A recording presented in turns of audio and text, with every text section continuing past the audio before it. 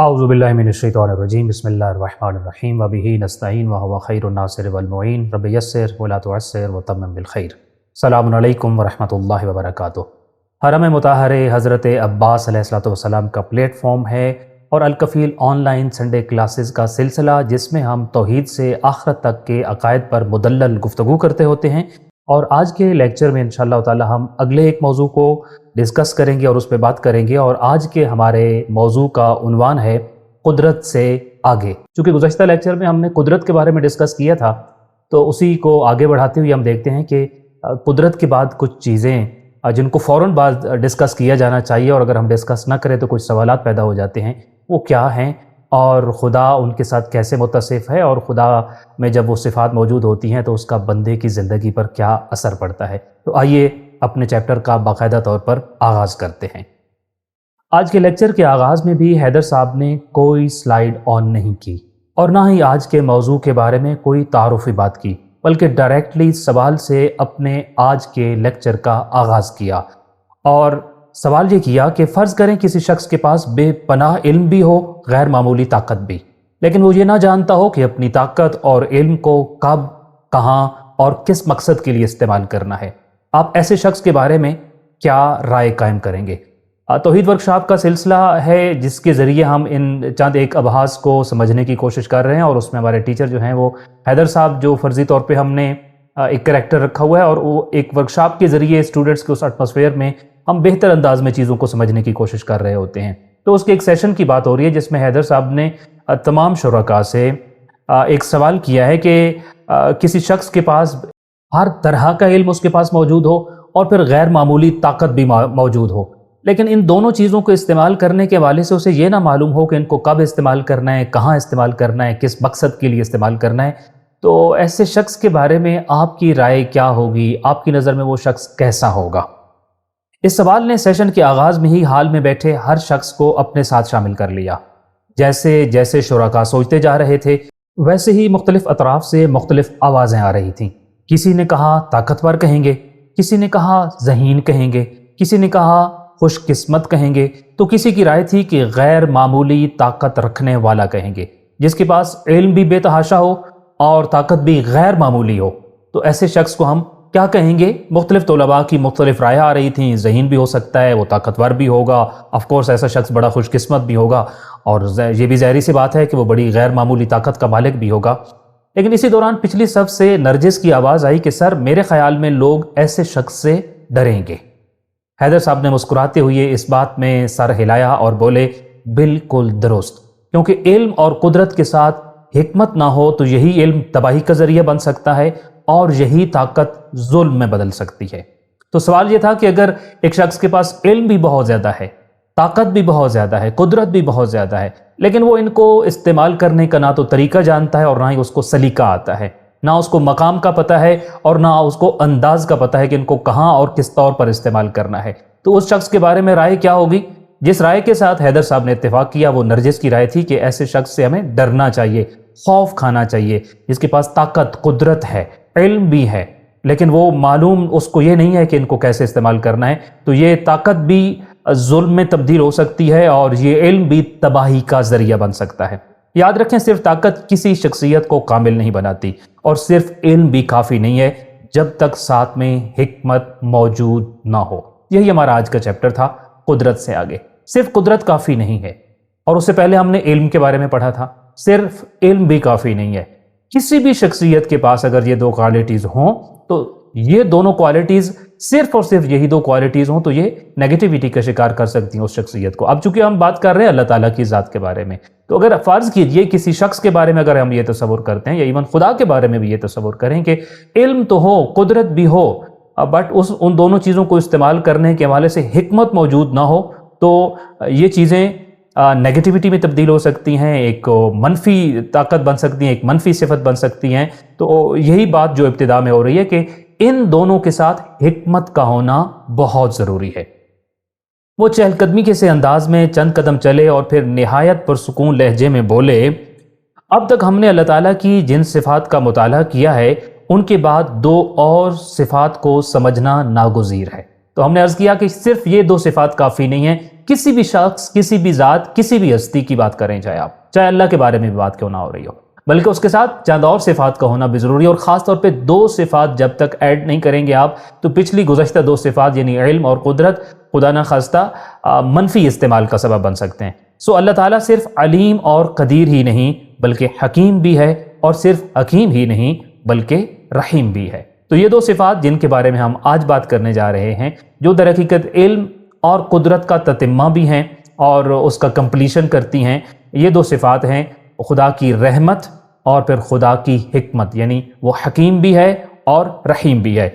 दर हकीकत यही 2 सिफात उसके इल्म और कुदरत के सही इस्तेमाल को हमारे सामने वाज़े करती है। सो इन 2 सिफात को टू बी कंटिन्यूड हम गुज़श्ता लेक्चर्स के साथ रखेंगे ताकि हम बेहतर अंदाज में समझ सकें कि खालिक कायनात का इल्म, उसकी कुदरत किस तरीके से हिकमत के साथ इस्तेमाल हो रही होती है, और वो कुदरत रखने के बावजूद किस तरीके से रहीम भी होता है, और उसकी रहमत के जलवे कैसे हमारे सामने आ रहे होते हैं। यहाँ पहुँचकर उन्होंने प्रोजेक्टर ऑन किया और स्क्रीन पर सिर्फ एक जुमला सवाल की सूरत में नुमाया हुआ, और वो सवाल ये था, अगर इल्म के साथ हिकमत ना हो और कुदरत के साथ रहमत ना हो तो दुनिया कैसी होगी? इल्म तो है मगर विजडम नहीं है, कुदरत है अगर किसी के ऊपर रहम ना आता हो उस कादिर को, तो फिर दुनिया कैसी होगी? आप हम किसी शख्स के बारे में यह तस्वुर कर सकते हैं कि उसके पास बेतहाशा ताकत है मगर रहम नाम की कोई चीज़ उसके करीब से नहीं गुजरी है। कोई एक ऐसा शख्स है जिसके पास इल्म बेतहाशा है, हर तरह का इल्म उसके पास है, बट उसके पास हिकमत नहीं है। तो ऐसे लोग अगर दुनिया में हों तो फिर दुनिया कैसी होगी? ये आज का मौजू, हमारा भी यही मौजू है और हैदर साहब का मौजू भी यही था। शुरका पहले ही सोचने के मामले में हैदर साहब के साथ हम सफ़र हो चुके थे, लेकिन अब उनकी सोच मज़ीद गहराइयों में उतरती जा रही थी, और इंशाअल्लाह ताला मैं उम्मीद करता हूँ कि आप भी इस दौरान सोच रहे होंगे कि बज़ाहिर कितनी बड़ी पॉजिटिव 2 क्वालिटीज़ हैं, इल्म और कुदरत, आलिम होना और कादिर होना। लेकिन अगर सिर्फ यही 2 हों, और इसको मैंने जैसे अर्ज़ किया आप दुनिया के लोगों के हवाले से सोच लें कि ये दोनों चीज़ें तो लोगों के पास मौजूद हों मगर हिकमत भी ना हो और साथ में रहमत भी ना हो, तो फिर ओवरऑल ये दुनिया कैसी महसूस होगी? लिहाजा वहाँ के शुरका भी यही सोच रहे थे जो इस वक्त आप यकीनी तौर पर सोच रहे होंगे कि इस दुनिया की तस्वीर फिर कैसी बनती है। हैदर साहब ने चंद लम्हे तवक्कुफ किया ताकि अभी पूछा गया सवाल हाज़रीन के जहनों में पूरी तरह बैठ जाए। पूरा हाल खामोश था। हर शख्स महसूस कर रहा था कि आज की गुफ्तगू गुज़श्ता सेशन का मंतकी तसलसल भी है और इससे एक कदम आगे भी, जैसा कि हम इस पर डिस्कस कर चुके हैं।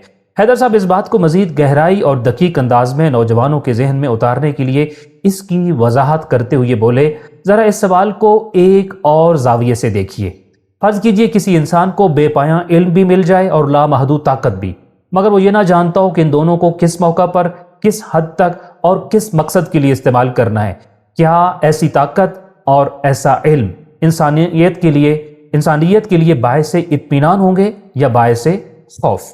यूं लग रहा था गोया कि हैदर साहब ने इल्म और कुदरत के नुकसानात गिनवाना शुरू कर दिए हों। इसी दौरान कासिम बोल उठा। जब हैदर साहब इस सवाल को बेहतर अंदाज में और बदल बदल के पोर्ट्रे कर रहे थे, पेश कर रहे थे, ताकि नौजवान सोचें कि ये 2 सिफात हों मगर और दीगर सिफात ना हों, तो ये सिफात आया बायसे इत्मीनान है या बायसे खौफ हैं? तो इस दौरान यूं महसूस हो रहा था कि गोया कि वो इल्म और कुदरत के नुकसानात गिनवा रहे हो, हालांकि ये दोनों पॉजिटिव खसूसियात हैं। सो इसी दौरान कासिम ने ये कहा कि सर शायद हम पहली मरतबा इस पहलू से सोच रहे हैं कि इल्म और कुदरत जो बज़ाहिर बहुत बड़ी नेमतें हैं, अगर सही रहनुमाई से महरूम हो जाएं तो यही इंसान के लिए मुसीबत भी बन सकती हैं। ये पहलू ऑफ कोर्स बहुत दिलचस्प है कि बाज़ पॉजिटिव चीज़ें ऐसी हैं जो सिर्फ अगर वही हों और उनके साथ दीगर कुछ और चीज़ें ना हों तो वो बायसे ज़हमत बन जाती होती हैं रहमत होने के बावजूद। तो इन दोनों चीज़ों के वाले से भी कासिम का पॉइंट ऑफ व्यू ये था कि ये हमें बहुत बड़ी नेमतें नज़र आ रही हैं, लेकिन अभी हमें पहली मरतबा ये एहसास हो रहा है कि सिर्फ यही 2 क्वालिटीज़ हों और इनके साथ रहनुमाई मौजूद ना हो हिकमत और रहमत की सूरत में, तो यही दोनों चीज़ें इंसान के लिए मुसीबत बन सकती हैं।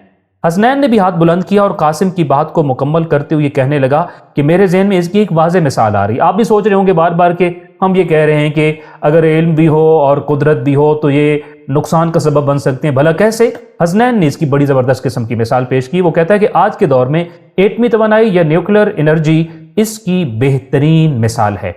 एटमी टेक्नोलॉजी बज़ाते खुद अजीम इल्म भी है اور بے مثال طاقت۔ آپ بہت اچھے سے اس بات کو سمجھتے ہیں کہ آج کل کے زمانے میں ایٹمی توانائی یا نیوکلیئر ٹیکنالوجی کے اوپر یا نیوکلیئر انرجی کے اوپر بہت زیادہ بات ہو رہی ہے، اور اس میں بھی کوئی شک و شبہ نہیں ہے کہ یہ بہت بڑا علم ہے اور بے مثال طاقت بھی ہے۔ لیکن یہ دونوں چیزیں اگر کسی غیر ذمہ دار اور بے حکمت قیادت کے ہاتھ میں آ جائیں تو ہیروشیما اور ناگاساکی جیسی تباہیاں جنم لیتی ہیں، لاکھوں جانیں ضائع ہو جاتی ہیں اور کئی نسلیں اس کے اثرات بھگتتی ہیں۔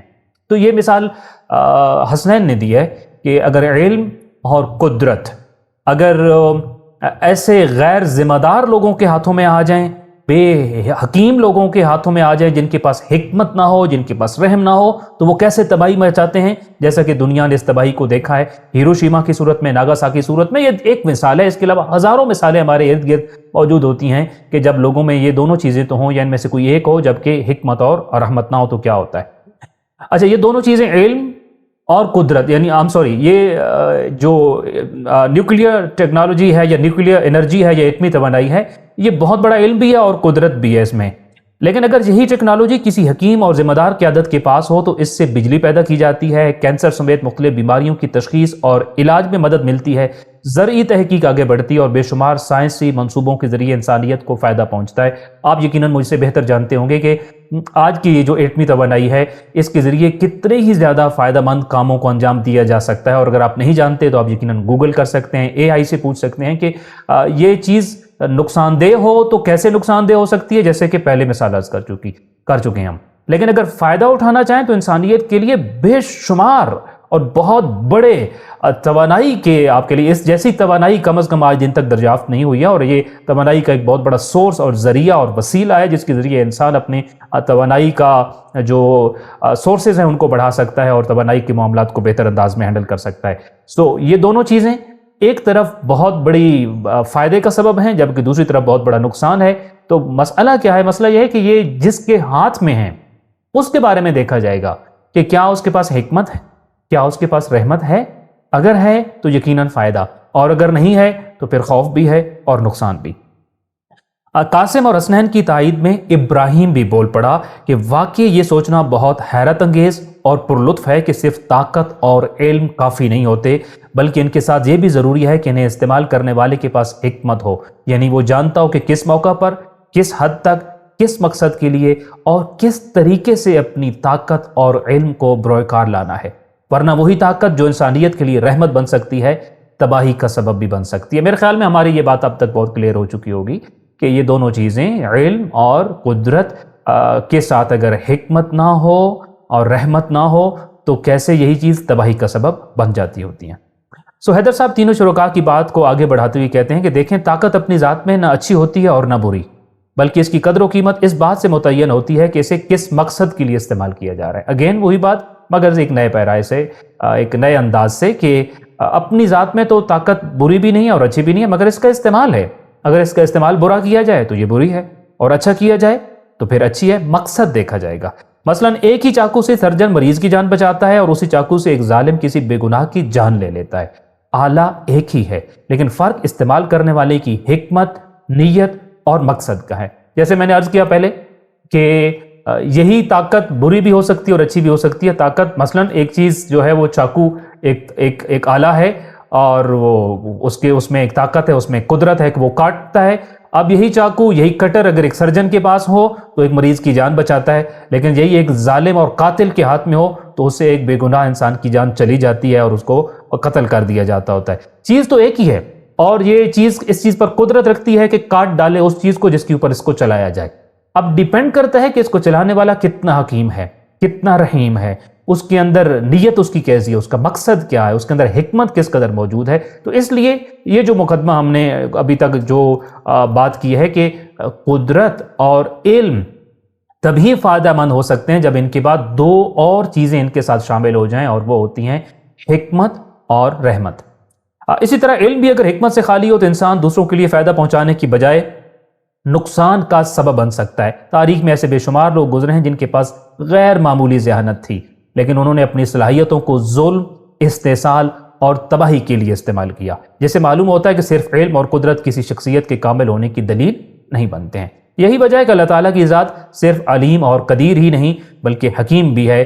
اس کا ہر فیصلہ علم، قدرت اور کامل حکمت کے امتزاج سے صادر ہوتا ہے، کیونکہ علم اور قدرت کے ساتھ حکمت نہ ہو تو وہ نعمت بھی خوف کا باعث بن جاتی ہے، لیکن جب حکمت شامل ہو تو وہی علم اور قدرت سراپا رحمت بن جاتے ہوتے ہیں۔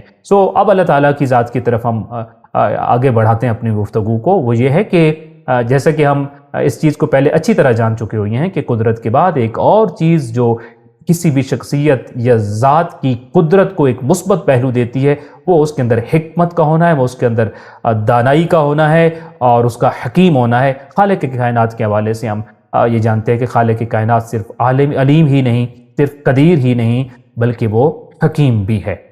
یہاں پہنچ کر سلمان بھی گفتگو میں شامل ہو گیا۔ اب تک کی بحث نے اس کے ذہن میں ایک نیا پہلو واضح کر دیا تھا، اور وہ یہ کہتا ہے کہ سر اب اندازہ ہو رہا ہے کہ پروردگار کتنا مہربان اور شفیق ہے۔ وہ اپنی ہر صفت کو اپنی مخلوق کی بھلائی کے لیے استعمال کرتا ہے، کبھی اپنی قدرت کو ظلم کا ذریعہ نہیں بننے دیتا۔ جو آل پاورفل ہے وہ اپنی تمام پاورز کو، اپنی تمام تر قدرت کو اپنی مخلوق کی بھلائی کے لیے استعمال کرتا ہے، اور اس کی وجہ یہ ہے کہ وہ حکیم بھی ہے۔ حیدر صاحب نے مسکراتے ہوئے سلمان کی بات کی تائید کی اور کہا بالکل، اور یہی وہ مقام ہے جہاں ایک اور نہایت اہم صفت سامنے آتی ہے جو اللہ تعالیٰ کی قدرت سے پیدا ہونے والے ہر ممکن خوف کو اطمینان میں بدل دیتی ہے، اور وہ ہے رحمت۔ ہم نے عرض کیا کہ اگر صرف کسی کے اندر قدرت کا پہلو پایا جائے تو یہ خوف دلاتا ہے، تو جو اس خوف کو زائل کرنے والا اور اس خوف کو اطمینان میں بدلنے والی ایک اور جو صفت ہے اور جو اللہ تعالیٰ کے اندر پائی جاتی ہے وہ اللہ تعالیٰ کی رحمت ہے۔ جس کو پتہ ہو کہ خالق کائنات رحیم بھی ہے اور رحمان بھی ہے اور اس کے اندر رحمت کی صفت بھی پائی جاتی ہے، تو وہ خالق کائنات کے قدیر یا قادر ہونے سے خوف نہیں کھاتا، بلکہ اس کے اندر یہ اطمینان موجود ہوتا ہے کہ اس کے اندر رحمانیت کی اور رحیمی کی جو صفت ہے وہ انسان کی بھلائی کے لیے ہم وقت مصروف رہتی ہے۔ انہوں نے چند لمحے توقف کیا، پھر نہایت ٹھہرے ہوئے لہجے میں بولے، انسان جب صرف اللہ تعالیٰ کی قدرت پر نظر ڈالتا ہے تو فطری طور پر اس کے دل میں ہیبت اور خوف پیدا ہوتا ہے، لیکن جب وہ اسی ذات کی رحمت کو دیکھتا ہے تو اس کے دل میں امید، اعتماد اور سکون پیدا ہو جاتا ہے۔ یہی وجہ ہے کہ اسلام نے بندے کے تعلق کو صرف خوف پر قائم نہیں کیا بلکہ خوف اور امید دونوں کو ساتھ رکھا ہے۔ تو صرف اور صرف اللہ تعالیٰ کی قدرت پر اگر انسان نگاہ ڈالتا رہے تو یقینی طور پر اس کے اندر ہیبت بھی پیدا ہو جائے گا اور خوف بھی پیدا ہو جائے گا، لیکن ساتھ جو ہی اس کی نگاہ جا کر اللہ کی رحمت پر پڑتی ہے تو اس کے اندر بہت امید آتی ہے، بہت اعتماد آتا ہے، بہت سکون پیدا ہوتا ہے، اور یوں خالق کائنات نے اپنے بندے کو، جو بندے کے ساتھ تعلق ہے، وہ خوف اور امید دونوں کے ساتھ قائم رکھا ہے۔ غور کیجئے، اگر اللہ تعالیٰ چاہتا تو اپنی کتاب کا آغاز الجبار، المنتقم یا اپنی کسی اور جلالی صفت سے کر سکتا تھا، لیکن اس نے قرآن کے آغاز میں اپنے بندوں کو سب سے پہلے اپنی رحمت سے متعارف کرایا ہے۔ اب اللہ تعالیٰ کی رحمت کا جو پہلو ہے وہ کس طرح سے وسیع ہے؟ خالق کائنات چاہتا تو قرآن مجید کا آغاز کسی بھی اور صفت سے کر سکتا تھا، مگر اس نے ہر صورت میں اور بار بار ہر صورت کے آغاز میں بندے کے ساتھ جو اپنا تعارف ہے وہ اپنی رحمت کی صفت کے ساتھ کراتا ہے اور کہتا ہے بسم اللہ الرحمن الرحیم، یعنی اس اللہ کے نام سے جو رحمان ہے، جو رحیم ہے، جس کے اندر رحمت کی صفت پائی جاتی ہے۔ گویا اللہ تعالیٰ اپنے بندوں کو سب سے پہلے یہ احساس دلانا چاہتا ہے کہ جس ہستی کے سامنے تم کھڑے ہو وہ بے پناہ قدرت رکھنے کے باوجود بھی سراپا رحمت ہے۔ یہ پہلو بہت اہم ہے، بے پناہ قدرت بھی اس کے پاس مگر سراپا رحمت بھی ہے۔ بلکہ اس میں عجیب بات تو یہ ہے کہ خالق کائنات نے یہ کہا ہے کہ اس کی جتنی بھی صفات ہیں ان تمام صفات کے اوپر اگر کوئی صفت چھائی ہوئی ہے اور اس نے احاطہ کیا ہوا ہے، سب سے زیادہ اگر کوئی وسیع ہے اس کی صفت تو کہا ہے وَرَحْمَتِي وَسِعَتْ كُلَّ شَيْءٍ، اور میری رحمت ہر چیز پر چھائی ہوئی ہے، یعنی اس کی رحمت ہر چیز کے اوپر سایہ فگن ہے، اس کی یہ صفت باقی صفات کے اوپر غالب ہے۔ یہ آیت پڑھتے ہی پہلی صف میں بیٹھی فاطمہ نے فوراً سوال کیا۔ اب تک ہم نے یہ جان لیا کہ اللہ تعالیٰ کہ جتنے بھی امور ہیں وہ محض علم کی بنیاد پر نہیں، وہ صرف قدرت کی بنیاد پر نہیں، بلکہ حکمت اور رحمت کی بنیاد پر بھی طے ہوتے ہیں۔ اب یہ ساری باتیں جاننے کے بعد فاطمہ کے ذہن میں فوراً سوال آیا، اور وہ سوال کرتی ہوئی کہتی ہے کہ سر اگر اللہ تعالیٰ کی رحمت واقعی ہر چیز پر چھائی ہوئی ہے تو پھر دنیا میں بیماریاں کیوں ہیں، جنگیں کیوں ہیں، موت کیوں ہے، یتیم بچے کیوں ہوتے ہیں؟ نارملی جب اس طرح کے سوال آتے ہیں تو ان کو یقیناً بہت ویلکم کیا جانا چاہیے کہ اللہ تعالیٰ اگر رحمان ہے، اگر وہ رحم کرتا ہے، وہ بہت مہربان ہے، اس کی رحمت ہر چیز کے اوپر چھائی ہوئی ہے، پھر اس دنیا میں ظلم کیوں ہے؟ बीमारियां क्यों हैं, मौत क्यों है और जंगें क्यों हो रही हैं? ये सवाल सुनते ही पूरे हॉल में खामोशी छा गई। महसूस होता था कि शायद बहुत से नौजवानों के जहन में यही सवाल मौजूद था। बाज़ औक़ात हमारा सवाल ऐसा होता है जिसके लिए हमें अल्फाज नहीं मिल पा रहे होते या मौका नहीं मिल पा रहा होता, और जब कोई और सवाल करता है तो हमें लगता है कि हमारी बात गोया कि उसने कर दी है। और यहाँ पर भी क्लास की यही सिचुएशन थी। हर एक के जहन में यह आ रहा था कि गोया कि उनकी बात यहाँ पे अभी फातिमा ने कर दी है। हैदर साहब ने निहायत इत्मीनान से जवाब दिया, ये सवाल दरअसल रहमत के मफहूम को मुकम्मल तौर पर ना समझने की वजह से पैदा होता है। अब सवाल ज़हन में रखिए कि अल्लाह ताला अगर रहमत की सिफत से मुतसिफ है और वो रहीम है और रहमान है, अब वो वदूद है, वो मेहरबान है, तो फिर दुनिया में बीमारियां, जंगें, मौत, ये सारे सिलसिले क्यों होते हैं? तो ये दर हकीकत रहमत का गलत मफहूम समझने की वजह से ये सवाल पैदा होता है। इसका जवाब देने से पहले हमें एक बुनियादी बात समझनी होगी, और वो ये कि अल्लाह ताला ने इस दुनिया को किस मकसद के लिए पैदा किया है। जो दुनिया का मकसद नहीं समझता, शायद उसके ज़हन में ये सवाल आते होंगे। इब्तिदाई सवाल, इस सवाल का जवाब देने से पहले जो इंसान को सोचना चाहिए कि यहाँ आने का आखिर मकसद क्या है। उन्होंने हाजरीन की तरफ देखा और एक मिसाल देते हुए कहा, ज़रा एक मरीज का तस्वुर कीजिए जिसके जिस्म पर गहरा ज़ख्म है। डॉक्टर इसका इलाज शुरू करता है, उस ज़ख्म को धोता है, ख़राब और मुर्दा गोश्त काटता है, कभी टांके लगाता है। इस पूरे अमल में मरीज को शदीद तकलीफ होती है। अगर वो सिर्फ इस लम्हे को देखे तो शायद यही समझे कि डॉक्टर उसे अजियत दे रहा है, लेकिन जो शख्स पूरा मंजर देख रहा हो वो जानता है कि यही तकलीफ दरअसल सेहत की तरफ वापसी का रास्ता है। सवाल यह था कि दुनिया में तकलीफें क्यों हैं, बीमारियां क्यों हैं, जंगें क्यों हैं, मौत क्यों है? ये दर हकीकत जिंदगी का अधूरा जो फोटो है वो देखने की वजह से पैदा होता है। जो जिंदगी का पूरी पिक्चर नहीं देखता, उसको इन सवालों के जवाब नहीं मिलते। बिल्कुल इसी तरीके से जैसे एक डॉक्टर अगर किसी मरीज के सराहने खड़ा हो और उसका जख्म धो रहा हो, उसके जख्म के जो फालतू गोश्त है उसको काट रहा हो, टांके लगा रहा हो, तो ये सारा अमल इंतहाई तकलीफ दे होता है। क्या सिर्फ इस मंजर के अंदर से ही नतीजा निकल सकता है कि डॉक्टर बड़ा जालिम है और वो मरीज के साथ बहुत जुल्म कर रहा है और बहुत ज्यादती कर रहा है और कोई ऐसा काम कर रहा है जो मरीज के बिल्कुल हक में नहीं है? अगर कोई इसी मंजर से ये नतीजा निकाले तो यकीनन ये नतीजा गलत होगा, क्योंकि उसने छोटी तस्वीर देखी है। बड़े पर्सपेक्टिव में उसने इस चीज को देखने की कोशिश ही नहीं की कि इस अमल का नतीजा क्या होता है। बिल्कुल ऐसे जो कायनात की तस्वीर को मकसद से अलग देखता होता है, वो यकीनी तौर पर नहीं समझ पाता कि इस दुनिया में तकलीफें क्यों हैं, जंगें क्यों हैं, मौत क्यों है और दीगर बहुत सारे मामलात क्यों होते हैं। ये बिल्कुल ऐसी है जैसा कि एक मरीज जब जानता होता है कि इस मरहम पट्टी होने के मरहले से गुजरकर, टांके लगने के मरहले से गुजरकर तभी उसका जख्म ठीक होगा, तभी वो एक सेहतमंद जिंदगी की तरफ वापस आएगा, और ये सारा कुछ दर हकीकत उसकी एक सेहतमंद जिंदगी और उसकी बेहतरी के लिए किया जा रहा है। तो इंसान भी अगर पूरी पिक्चर को और पूरी तस्वीर को देख ले तो फौरन समझ आता होता है कि उसके इर्द गिर्द जो कुछ हो रहा है यकीनी तौर पर इसमें उसके लिए हिकमत भी है और भलाई भी है। फिर उन्होंने मिसाल को असल मौजू से जोड़ा और कहते हैं दुनिया भी बिल्कुल इसी तरह आखिरी मंजिल नहीं बल्कि एक सफ़र और एक इम्तिहान गाह है। इस सफ़र में बीमारी, मौत, जुदाई, गुर्बत और दीगर आजमाइशें बज़ाहिर तकलीफ दे ज़रूर हैं, लेकिन अल्लाह ताला उन्हें बेमकसद नहीं होने देता। जैसे अभी हमने डॉक्टर की मिसाल दी कि जो कुछ ज़ाहिरी तौर पर तकलीफ दे था मगर वो बेमकसद नहीं था, बल्कि उसी में बेहतरी थी, उसी में भलाई थी, उसी में अच्छाई थी और उसी में हिकमत थी।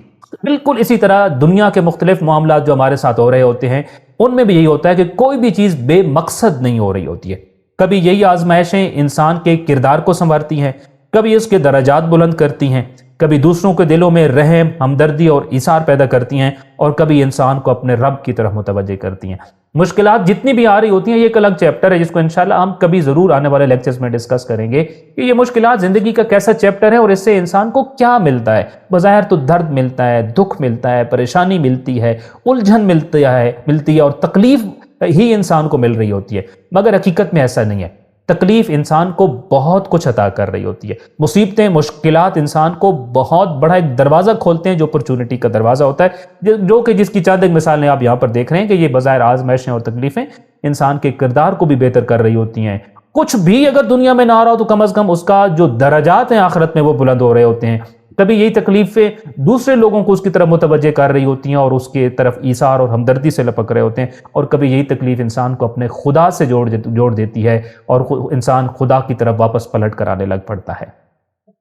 ज़रा तसव्वुर कीजिए, अगर दुनिया में ना कोई बीमारी होती, ना कोई मुसीबत, ना जुदाई, ना मौत, اور نہ کوئی آزمائش، تو پھر صبر، توکل، قربانی، خدمت، ہمدردی، ایثار اور آخرت میں اجر جیسے عظیم انسانی اوصاف کیسے وجود میں آتے؟ اگر بالکل تکلیف فری دنیا ہو، کوئی مصیبت ہی نہ ہو، تو یہ جتنے عنوانات ہم نے گنائے ہیں، صبر کس بات پہ ہوتا؟ توکل انسان کیوں کرتا؟ خدمت کیسے انجام دیتا؟ ہمدردی دوسروں سے کیسے دکھاتا؟ ایثار کیسے دکھاتا؟ اور آخرت میں جزا اور وہ اجر کیسے حاصل کرتا اگر یہ سارا کچھ نہ ہو؟ یہ دنیا کی ساری چیزیں تبھی چل رہی ہیں جب کہیں نہ کہیں کوئی مصیبت، کوئی تکلیف اور کوئی آزمائش اور کوئی مشکل موجود ہوتی ہے۔ تو اسی لیے اللہ تعالیٰ کی رحمت کا مطلب یہ نہیں کہ انسان کو کبھی کوئی تکلیف نہ پہنچے، بلکہ اس کا مطلب یہ ہے کہ وہ کسی تکلیف کو بے مقصد نہیں ہونے دیتا۔ ہمارے ہاں بالکل ابتدائی طور پر جو آدھی تصویر دیکھ کر انسان غلط نتیجہ نکالتا ہے کہ اگر اللہ تعالیٰ کے ہاں رحمت موجود ہے تو پھر انسان پر تکلیف کیوں آتی ہے؟ یہ رحمت کا غلط مطلب ہے۔ رحمت کا مطلب ہرگز یہ نہیں ہوتا کہ کوئی تکلیف نہیں پہنچے گی، بلکہ اس کا مطلب یہ ہوتا ہے کہ بے مقصد تکلیف نہیں آئے گی۔ جو بھی تکلیف آئے گی وہ فار ہائر پرپز آئے گی، وہ ایک بڑے مقصد کے لیے آئے گی۔ اس کی رحمت ہر آزمائش کے پس پردہ کوئی نہ کوئی حکمت، خیر اور بلند مقصد رکھتی ہے، اگرچہ انسان ہر موقع پر اسے نہ سمجھ سکے۔ جتنی بھی مصیبتیں اور آزمائشیں آ رہی ہوتی ہیں اس کے پیچھے ایک ہائر گول ہوتا ہے اور ایک بہت بڑا حکمت ہوتی ہے۔ بعض اوقات ہمیں وہ سمجھ آ رہی ہوتی ہے اور بعض اوقات ایون ہمیں سمجھ نہیں بھی آ سکتی ہوتی۔ حیدر صاحب نے گفتگو کو مزید واضح کرتے ہوئے کہا، چونکہ ہم نے بھی یہ کہا تھا کہ رحمت کا مطلب یہ نہیں ہوتا کہ انسان کو کوئی تکلیف نہ پہنچے۔ جو آپ کے ساتھ رحمت کا رشتہ رکھتا ہے اس کا مطلب یہ نہیں کہ اس کی طرف سے آپ کو کبھی کوئی تکلیف نہیں پہنچے گی۔ مثلا در حقیقت اس قسم کے بیشتر سوال رحمت کے صحیح مفہوم کو نہ سمجھنے سے پیدا ہوتے ہیں۔ بہت سے لوگ یہ سمجھتے ہیں کہ رحمت کا مطلب یہ ہے کہ انسان کی زندگی میں کبھی کوئی رکاوٹ، مشکل یا آزمائش نہ آئے، حالانکہ اگر ایسا ہو جائے تو انسان کی شخصیت کی کبھی کوئی نشو و نما نہ ہو۔ مثال کے طور پر ہم اس کو دیکھتے ہیں، اگر ایک ماں اپنے بچے کو کبھی پڑھنے پر مجبور نہ کرے، کبھی غلطی پر نہ ٹوکے، کبھی اسے آگ، بجلی یا کسی خطرناک چیز کے قریب جانے سے نہ روکے، تو کیا وہ زیادہ مہربان ماں کہلائے گی؟ یقیناً نہیں۔ ایک ماں ہے نا، تو مہربان تو وہ ہوتا ہے جو کہ ظاہری طور پر یہ سوال یہ کہہ رہا تھا کہ مہربان تو وہ جو روکتا نہیں ہے، جو ٹوکتا نہیں ہے۔ تو ماں سے بڑھ کے مہربان ہمارے ہاں اس دنیا میں جو ارد گرد کے لوگ ہیں ان سے ماں سے زیادہ تو کوئی بھی مہربان نہیں ہو سکتا۔ اب ماں اگر پڑھنے پہ بچے کو مجبور نہیں کرتی ہے، اس کی غلطیوں پر ٹوکتی نہیں ہے، خطرناک چیزوں سے اسے روکتی نہیں ہے، تو کیا ایسی ماں مہربان ماں کہلائے گی؟ ہرگز نہیں۔ ایسی ماں وقتی طور پر تو بچے کی ہر خواہش پوری کر رہی ہوگی، لیکن حقیقت میں اس کی تربیت اور مستقبل دونوں کو نقصان پہنچا رہی ہوگی۔ تو اس کا مطلب کیا ہوا؟ ماں بہت مہربان ہے، لیکن روکتی بھی ہے، ٹوکتی بھی ہے، بعض اوقات تھوڑی بہت سزا بھی دیتی ہے، بعض اوقات ماں کے روکنے اور ٹوکنے کی وجہ سے انسان کو مشکل بھی پیش آ رہی ہوتی ہے، اور بعض اوقات انسان دل تنگ بھی کر رہا ہوتا ہے، بٹ اسی روکنے، اسی ٹوکنے اور اسی چیز میں اس کے لیے بھلائی پوشیدہ ہوتی ہے۔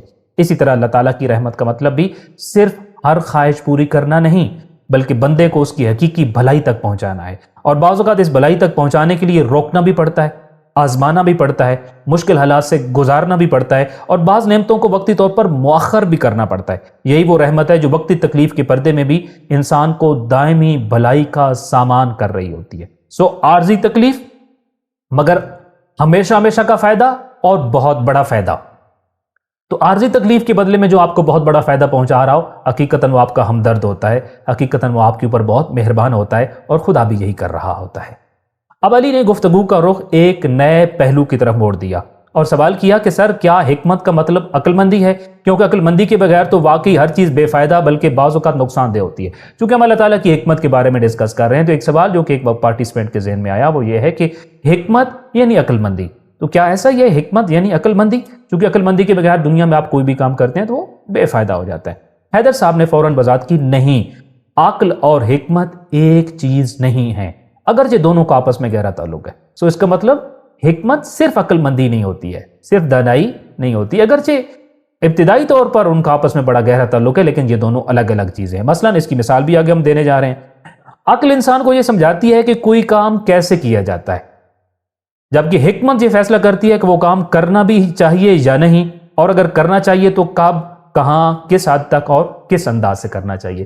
عقل جو ہے وہ کسی کام کو سکھاتی ہے، جبکہ حکمت اس کام کا سلیقہ اور انداز بیان کرتی ہے، وقت بیان کرتی ہوتی ہے۔ اب اگر کسی کو کوئی کام کرنا آتا ہو اور وہ بے موقع کرے، بے محل کرے اور نقصان دہ انداز میں کرے تو اس کو عقل مند تو یہ کہہ سکتے ہیں کہ اس میں بڑا عقل ہے کہ وہ ایک کام کر سکتا ہے، بٹ حکیم کسی صورت میں وہ نہیں ہے. لہٰذا عقل مندی اور چیز ہے، حکمت اور دانائی اور چیز ہے. ذرا وہی مثال دوبارہ ذہن میں لائیں جس کا ہم ابھی ذکر کر چکے ہیں کہ ایک ماہر سرجن کے ہاتھ میں بھی چاقو ہوتا ہے اور ایک ڈاکو کے ہاتھ میں بھی. دونوں کے پاس ایک ہی آلہ ہے، لیکن ایک جان بچاتا ہے جبکہ دوسرا جان لیتا ہے.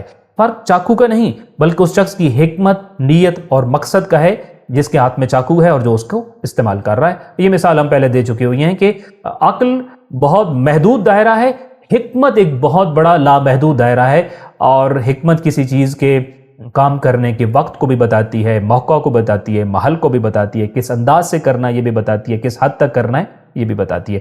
اس لیے حکیم وہ ہے جو ہر چیز کو اس کے صحیح مقام پر رکھے.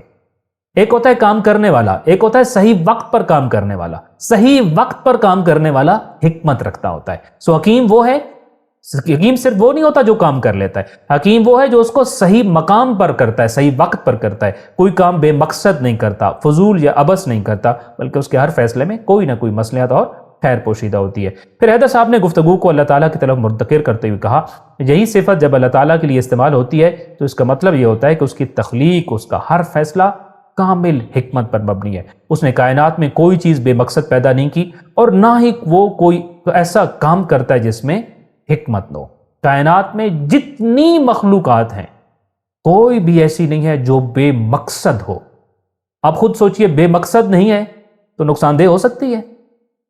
ممکن نہیں ہے. وہ چیزیں جو بظاہر ہمیں نقصان دہ لگ رہی ہوتی ہیں، سانپ بہت نقصان دہ چیز ہے، ڈستا ہے، زہر رکھتا ہے، یقیناً یہ تو بے مقصد ہوگا کیونکہ یہ تو نقصان دہ ہے.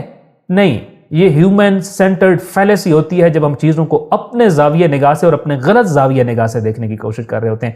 وہ جو حکیم ہوتا ہے وہ کبھی کوئی فضول کام نہیں کرتا، کبھی کوئی عبث کام نہیں کرتا، کبھی کوئی بے مقصد کام نہیں کرتا. نہ ہی اس کا کوئی کام، نہ ہی اس کی کوئی تخلیق بے مقصد ہوتی ہے اور فضول ہوتی ہے. خالق کائنات کی تمام مخلوقات بھی ایسی ہیں، کوئی بے مقصد اور عبث مخلوق نہیں ہے، اور اس کا ہر کام بھی ایسے ہے، کوئی بے مقصد اور فضول کام وہ انجام نہیں دیتا ہے.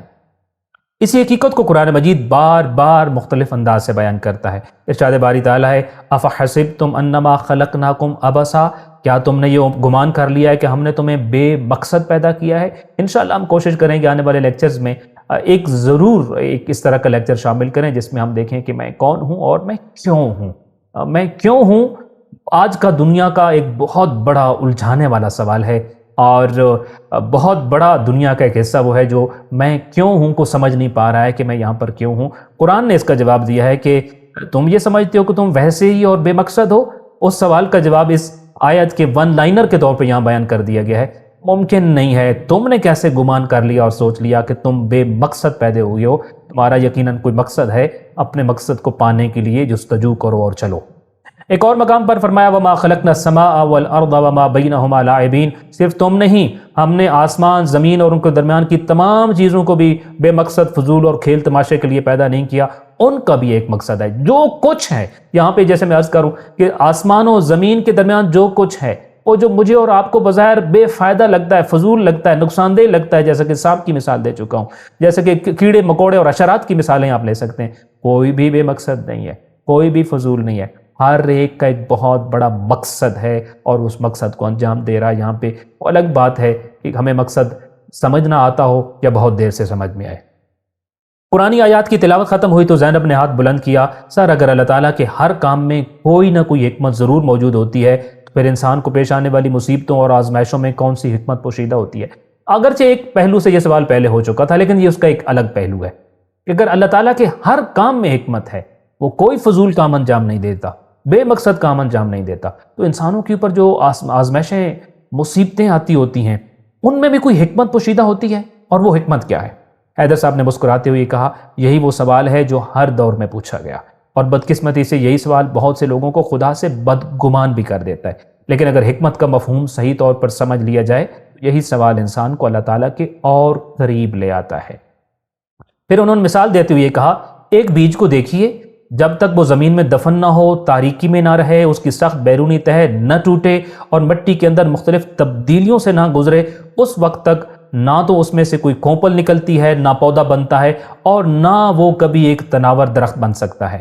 بظاہر یہ تمام مراحل بیج کے لیے ایک طرح کی تباہی معلوم ہوتے ہیں، لیکن حقیقت میں یہی اس کی نئی زندگی کا آغاز ہوتے ہیں۔ اب بیج کی جگہ اپنے آپ کو فرض کیجئے کہ ہماری زندگی میں آنے والی مصیبتوں کے حوالے سے جو کہ ہم جاننا چاہتے ہیں، بیج ظاہری طور پر کتنی مشکلات سے، کتنی مصیبتوں سے گزرا ہے، کتنے امتحانوں سے گزرا، وہ زمین میں دفن ہوا، تاریکی اور اندھیرے میں اس نے ٹائم گزارا، اس کی بیرونی تہہ کا چھلکا پھٹ گیا اور ٹوٹ گیا، مٹی کے اندر پتہ نہیں کتنی تبدیلیوں سے وہ گزرا، اور اس کے بعد پھر اس کے کونپل نکلتی ہے، پودا بنتا ہے، اور پھر وہ ثمرآور درخت بنتا ہے یا چھاؤں دینے والا درخت بنتا ہوتا ہے۔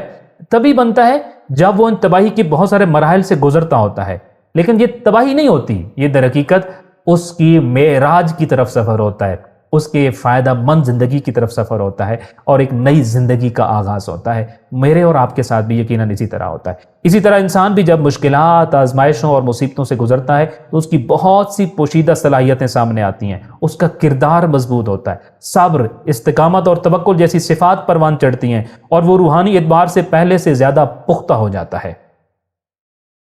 گویا فطرت کا یہی معمول ہمیں یہ سبق دیتا ہے کہ بعض اوقات جس چیز کو ہم تکلیف سمجھتے ہیں وہ در حقیقت کسی بلند تر مقصد کی طرف سفر کا آغاز ہوتی ہے۔ ہم یہ سمجھ رہے ہیں یہ تکلیف ہے، یہ مصیبت ہے، یہ آزمائش ہے، لیکن یہ در حقیقت بہت بڑے سفر کی طرف ہمارا آغاز ہو رہی ہوتی ہے۔ پھر انہوں نے ایک اور نہایت مانوس مثال دیتے ہوئے کہا، ذرا ایک 5 سالہ بچے کا تصور کیجئے جس سے اس کا والد ویکسین لگوانے کے لیے اسپتال لے کر جاتا ہے۔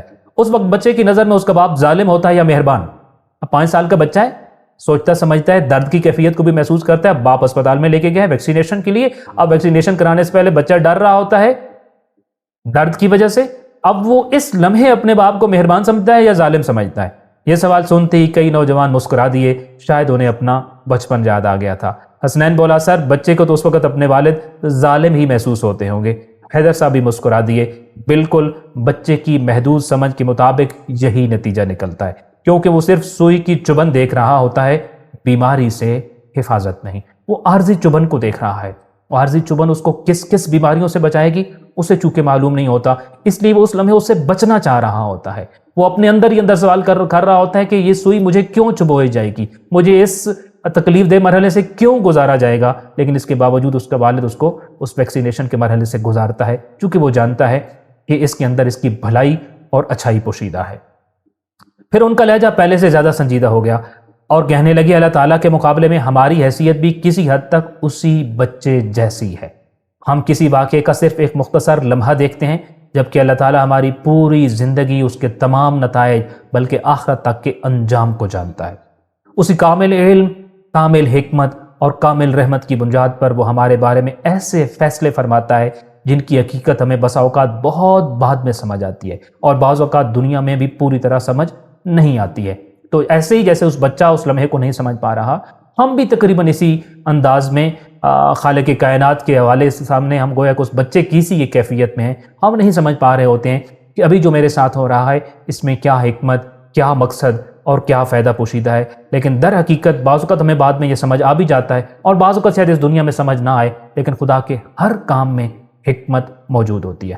حیدر صاحب نے چند لمحے توقف کیا اور پھر کہنے لگے، یہ صرف ایک عقلی بات نہیں کہ ہم یہ فرض کریں کہ ہر آزمائش کے پیچھے کوئی حکمت ہوتی ہے، بلکہ آئمہ اہل بیت علیہ السلام نے بھی بارہا اس حقیقت کی طرف ہماری رہنمائی کی ہے کہ ہمارے پاس جتنی آزمائشیں آتی ہیں وہ در حقیقت ایک بہت بڑا اپرچونٹی کا ایک نیا ڈور کھولتی ہیں، کامیابی کا ایک نیا ڈور کھولتی ہیں، اللہ کی نئی نعمتوں کے ملنے کا ایک نیا دروازہ کھول رہی ہوتی ہیں، جیسے کہ آئمہ اہل بیت علیہ السلام کی مختلف روایات سے یہ بات ثابت ہے کہ حضرت امام جعفر صادق علیہ السلام فرماتے ہیں کہ اللہ تعالیٰ نے حضرت موسیٰ علیہ السلام سے فرمایا کہ ما خلقت خلقا احب الی من عبدی المؤمن، میں نے اپنی تمام مخلوقات میں اپنے مومن بندے سے زیادہ کسی کو محبوب نہیں بنایا۔ فإنی انما ابتلیتہ لما هو خیر لہ، اب جو بندہ مجھے سب سے زیادہ پیارا ہے اور اس سے بڑھ کر میں کسی سے پیار نہیں کرتا ہوں، اور میں اسے جس آزمائش میں بھی مبتلا کرتا ہوں وہ صرف اس لیے ہوتی ہے کہ اسی میں اس کے لیے خیر اور بھلائی پوشیدہ ہے۔ بالکل اسی مثال کو ذہن میں اگر ہم سامنے رکھیں کہ باپ جیسے ویکسینیشن کرا رہا ہے، کیوں کروا رہا ہے؟ کیونکہ اسے اس کو وہ بھلائی جانتا ہے، وہ خیر جانتا ہے، وہ فائدہ جانتا ہے جو اس ویکسینیشن کی میں موجود ہوتا ہے۔ خالق کائنات نے حضرت موسیٰ علیہ السلام کو یہ کہا، مجھے تو بڑا پیارا ہے، مگر جب بھی میں کسی آزمائش میں مبتلا کرتا ہوں تو اس کے اندر تیرے لیے بھلائی، خیر اور اچھائی ہوتی ہے، فائدہ ہوتا ہے، اسی لیے میں اس مصیبت میں مبتلا کر رہا ہوتا ہوں تمہیں، اگرچہ تمہیں اس لمحے شاید معلوم نہ ہو۔ حاضرین ابھی اس حدیث پر غور کر رہے تھے کہ حیدر صاحب نے ایک اور روایت پیش کی، اور وہ روایت حضرت امام محمد باقر علیہ الصلوۃ والسلام سے پیش کی، اور امام علیہ الصلوۃ والسلام نے فرمایا کہ ما ابالی اصبحت فقیرا او مریضا او غنیا، اب مجھے اس بات کی کوئی فکر نہیں رہتی کہ میں صبح غربت کی حالت میں کروں، بیماری کی حالت میں، یا پھر خوشحالی کی حالت میں کروں، کیونکہ میرے پیش نظر اللہ تعالیٰ کا یہ فرمان ہے جس میں اللہ تعالیٰ یہ کہتا ہے کہ لا افعل بالمؤمن الا ما هو خیر اللہ، کہ میں اپنے مومن بندے کے لیے صرف وہی فیصلہ کرتا ہوں جو اس کے حق میں بہتر بھی ہوتا ہے، خیر بھی ہوتا ہے، اور بہتری کا باعث بھی ہوتا ہے۔ تو یہ چیزیں ہمیں ائمہ اہل بیت علیہ السلام نے سمجھائی ہیں کہ ہمارے پاس آنے والی بعض مصیبتیں، بعض آزمائشیں در حقیقت خیر کا ایک پہلو ہوتی ہیں جو ہمیں بعد میں سمجھ آ رہا ہوتا ہے۔ پھر حیدر صاحب نے ان دونوں روایات کا ربط گزشتہ گفتگو سے جوڑتے ہوئے کہا، دیکھیے جب انسان یہ یقین حاصل کر لیتا ہے کہ اس کا رب حکیم بھی ہے اور رحیم بھی، تو پھر وہ آزمائش کو صرف تکلیف کی نگاہ سے نہیں دیکھتا، بلکہ یہ سوچتا ہے کہ شاید اس کے اندر کوئی ایسی خیر پوشیدہ ہے جو ابھی میری نگاہ سے اوجھل ہے۔ ابھی آپ نے دیکھا یہ دو پہلو اگر انسان صحیح سمجھ لے کہ میرا رب حکیم ہے، میرا رب رحیم ہے، تو ہوتا کیا ہے، اس کے اوپر جو اس کی مصیبتیں ہوتی ہیں وہ آسان ہو جاتی ہیں، سہل ہو جاتی ہیں۔ اللہم حب لی یقینا تہون بہ علی مصیبات الدنیا، امام زین العابدین علیہ السلام کی دعا کا ایک جملہ، میرے اللہ مجھے وہ یقین عطا فرما جس کی وجہ سے میرے اوپر دنیا کی مصیبتیں بالکل آسان ہو جائیں۔ یعنی دنیا کی مصیبت آسان کیسے ہوتی ہے؟ انسان کے یقین سے، اس یقین سے کہ جو رب میرے اوپر یہ مصیبت بھیج رہا ہے وہ حکیم ہے، وہ رحیم ہے۔ وہ حکیم ہوتے ہوئے بھی اگر بھیج رہا ہے تو اس میں کوئی حکمت ہوگی، وہ رحیم ہوتے ہوئے بھی بھیج رہا ہے تو اس میں بھی کوئی رحمت کا پہلو ہوگا۔ یہی دو چیزیں انسان کو حوصلہ بھی دیتی ہیں، سہارا بھی دیتی ہیں، اور صبر بھی دیتی ہیں۔ اور یہی وہ صبر تھا جس کو امام حسین علیہ السلام کے والد صاحب کربلا میں دیکھتے ہیں کہ قد هون علی کل ذلک لانه بعین اللہ، جناب علی اصغر کا لاشا اٹھائے ہوئے یہ کہہ رہے تھے یہ سب کرنا بھی میرے لیے آسان ہے، اس لیے کہ جس کے لیے کر رہا ہوں وہ دیکھ رہا ہے، وہ حکیم بھی ہے، وہ رحیم بھی ہے، اس کی حکمت بھی یہی کہ چاہتی ہے، اس کی رحمت کا تقاضا بھی یہی ہے میں کروں تو اسی میں میرے لیے بھلائی ہے۔ یہ چیز انسان کی مصیبتوں کو آسان کر دیتی ہے، انسان کو ٹوٹنے نہیں دیتی۔ البتہ بعض اوقات آزمائش کا فائدہ اسی دنیا میں ظاہر ہو جاتا ہے، اور بعض اوقات اس کا اصل اجر آخرت کے لیے محفوظ رکھا جاتا ہے۔ اب ضروری نہیں کہ ہر وقت ہمیں فائدہ دنیا میں ہی مل جائے، بعض اوقات ایسے ہوتا ہے ایک مصیبت آئی اس کا فائدہ آخرت کے اجر کی صورت میں ہوتا ہے، جیسا کہ امام جعفر صادق علیہ السلام کا ایک فرمان ہے کہ ان فی الجنت منزلۃ، جنت میں ایک ایسا بلند مقام ہے لا یبلغها عبد الا بالابتلاء فی جسدہ، کہ جہاں کوئی بندہ اپنے جسم پر آنے والی آزمائش، بیماری یا تکلیف کے بغیر نہیں پہنچ سکتا۔ ایک ایسا بلند مقام ہے جس پر پہنچنے کے لیے انسان کو دنیا میں کسی آزمائش سے گزرنا پڑتا ہے، کسی بیماری سے یا کسی تکلیف سے گزرنا پڑتا ہے۔ اب وہ بیماری فرض کیجئے میرے اور آپ کے اوپر آئی ہوئی ہے جس کی ہمیں سمجھ نہیں آ رہی ہے، تو کیوں بے سبب آئی ہے، بغیر وجہ کے آئی ہے، اس میں بھی کوئی حکمت اور رحم کا پہلو ہے؟ بالکل ہے، اس کے اندر بھی بہت بڑا رحمت کا پہلو ہے۔ اللہ تعالیٰ جنت میں ہمیں وہ مقام دینا چاہتا ہے جس مقام پر پہنچنے کے لیے ہمیں اس تکلیف سے گزرنا ضروری تھا، تو یہ تکلیف تو گویا کہ در حقیقت ایک بلند مرتبہ دینے کے لیے آ رہی ہے، اس کے اندر بھی حکمت ہے، اس میں بھی بہتری ہے، اور اس میں بھی بھلائی ہے۔ یہ حدیث سننے کے بعد حال کی فضا پہلے سے کہیں زیادہ سنجیدہ ہو گئی۔ محسوس ہوتا تھا کہ شرکاء اب آزمائش کو صرف ایک ناخوشگوار واقعہ نہیں بلکہ ایک وسیع تر الہی نظام کے حصے کے طور پر دیکھنے لگے تھے، اور یہ دیکھنا ضروری ہے، اور جو کوئی اس طرح سے دیکھنے لگ پڑے اس کے لیے دنیا کی مصیبتیں آسان بھی ہو جاتی ہیں اور سہل بھی۔ اسی دوران ابراہیم نے گفتگو کا خلاصہ کرتے ہوئے کہا کہ سر گویا اب ہمیں سمجھ آ گیا کہ ہماری زندگی میں آنے والی ہر مصیبت اور ہر دکھ دراصل ہمارے فائدے ہی کے لیے آتا ہے۔ حیدر صاحب فوراً مسکراتے ہوئے اس کے جملے کی اصلاح کی۔ اب ایک نتیجہ فوری طور پر یہ نکلتا ہے کہ ہم یہ کہتے ہیں اچھا جتنی مصیبتیں آئیں، جتنی آزمائشیں آئیں وہ در حقیقت میرے فائدے ہی کے لیے آئی ہیں، اور وہ میری آزمائش کے لیے ہی آئی ہیں، حالانکہ ایسا نہیں ہے۔ تو حیدر صاحب کہتے ہیں نہیں ابراہیم، آپ نے نتیجہ اخذ کرنے میں کچھ جلدی کر دی ہے، آپ کی بات جزوی طور پر کسی حد تک تو صحیح ہے، لیکن اسے اس صورت میں بیان کرنا صحیح نہیں ہوگا جیسے آپ نے بیان کیا ہے۔ پھر انہوں نے بتایا کہ اس کو کس طریقے سے سمجھنا چاہیے۔ ابھی ہم صرف یہ سمجھ رہے ہیں کہ اللہ تعالیٰ کی حکمت اور رحمت کے پیش نظر آزمائشیں بے مقصد نہیں ہوتی، یہ ایک الگ بات ہے، لیکن یہ کہنا کہ ہر مصیبت کا مقصد ہمیں معلوم ہے یا ہم ہر تکلیف کی حکمت کو سمجھ سکتے ہیں، یہ بھی درست نہیں ہے۔ البتہ ایک اور تیسرا پہلو بھی ہے، اسی طرح یہ بھی ضروری نہیں کہ انسان پر آنے والی ہر مشکل صرف درجات بلند کرنے کے لیے ہی ہو۔ اب تیسری بات، دو باتیں ہو گئی نا، کہ ہم نے یہ کہا کہ اللہ تعالیٰ کی حکمت اور رحمت جو ہے وہ یہ تقاضا اس کا یہ ہے کہ کوئی بھی آزمائش بے مقصد نہیں ہوتی، یہ ایک بات تھی۔ دوسری بات یہ تھی کہ بعض مصیبتوں کی حکمت اور تکلیف ہمیں سمجھ بھی آ جاتی ہے، بعض کی نہیں آتی ہے۔ تیسری بات یہ ہے کہ ہر آنے والی مشکل ایسے نہیں ہوتا کہ وہ میری بہتری کے لیے ہو اور وہ میرے درجات بلند کرنے کے لیے آئی ہو۔ کیوں؟ چونکہ مشکلات اور مصیبتوں کے متعدد اسباب ہوتے ہیں۔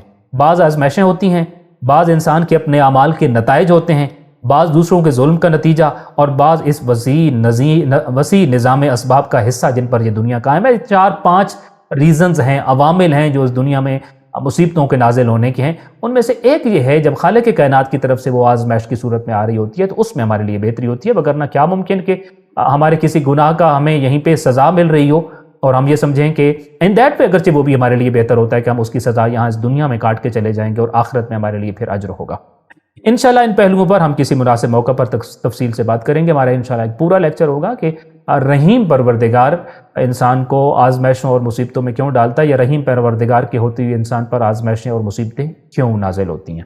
فی الحال صرف اتنی بات ذہن میں رکھیں کہ ہماری محدود معلومات کسی واقعے کو بے حکمت ثابت نہیں کر سکتی۔ ابراہیم نے دوبارہ سوال کیا، تو پھر کیا ایسا نہیں ہے کہ جب انسان اللہ کی حکمت پر یقین رکھتا ہو تو ہر مصیبت کی وجہ اسے سمجھ میں آ جائے؟ اب مجھے اللہ کے حکیم ہونے پر یقین ہے تو کیا میں ہر مصیبت کی وجہ سمجھ سکتا ہوں؟ ایسا نہیں ہے۔ اسی لیے حیدر صاحب نے نفی میں سر ہلایا اور بولے نہیں، ہرگز نہیں۔ اللہ تعالیٰ کی حکمت پر یقین رکھنے کا مطلب یہ نہیں کہ انسان ہر واقعے کی پوری حقیقت کو معلوم کر سکے، بلکہ اس کا مطلب یہ ہے کہ خواہ مجھے کسی مصیبت کی سمجھ آ جائے یا نہ آئے، میں اپنے رب کی حکمت پر اعتماد رکھتا ہوں۔ اور یہی در حقیقت اللہ تعالیٰ کی صفت حکیم پر ایمان کا عملی اثر ہے، یعنی انسان ہر سوال کا جواب پا لینے کے بعد نہیں بلکہ اپنے رب کے کامل علم و حکمت پر اعتماد کرتے ہوئے بھی مطمئن ہوتا ہے۔ ضروری نہیں کہ ہمیں ہر سوال کا جواب ملے، بلکہ انسان کا تقیہ اور بھروسہ اور توکل یہ اور اس کا عقیدہ یہ ہو اور اس کا ماننا یہ ہو کہ میرا پروردگار حکیم ہے اور میری زندگی میں جو کچھ آ رہا ہے یقینی طور پر اس میں میرے لیے بھلائی پوشیدہ ہوگی اور حکمت پوشیدہ ہوگی۔ اسی سوچ کے ساتھ آج کا سیشن اختتام پذیر ہوا، جبکہ حاضرین کے ذہنوں میں اللہ تعالیٰ کی صفات کا ایک نہایت متوازن اور اطمینان بخش تصور نقش ہو چکا تھا۔ اور آج کے اس لیکچر میں ہم نے دیکھا کہ خالق کائنات نے کی صفات کے حوالے سے جہاں وہ علیم ہے وہاں وہ حکیم بھی ہے، اس کا علم حکمت کے ساتھ جڑا ہوا ہے۔ اسی طریقے سے جہاں وہ قادر ہے اور قدرت رکھتا ہے وہاں وہ رحیم بھی ہے، اس کی قدرت رحمت کے ساتھ جڑی ہوئی ہے اور رحمت کے ساتھ ہی جاگزین ہوتی ہے۔ اور اللہ تعالیٰ کی ان صفات کے ذریعے ہم نے ہمارے دور میں پوچھے جانے والے مختلف سوالات کے بھی جوابات دیے ہیں۔ انشاءاللہ آنے والے لیکچرز میں خالق کائنات کے حوالے سے اور خالق کائنات کی صفات کے حوالے سے تھوڑی سی اور گفتگو کریں گے، اور پھر انشاءاللہ توحید کے اور عقائد کے دیگر پہلوؤں کی طرف آگے بڑھیں گے۔